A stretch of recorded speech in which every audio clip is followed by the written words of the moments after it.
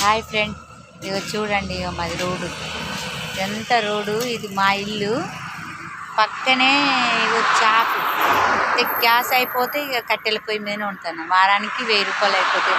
వచ్చేదే 100-200 మిగిలితే ఇక గ్యాస్ మీద వండితే ఇక సరిపోతుంది.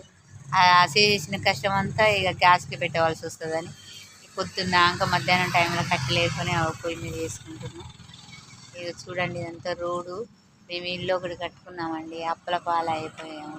ఆ ఇల్లు చేయబట్టి ఎంత కట్టినా ఎంత సంపాదించినా ఇంటికే పెట్టుకుంటాం.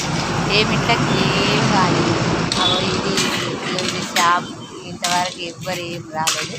అగో అది ఇల్లు అండి. అది 2 సెటర్లు వేసినాం.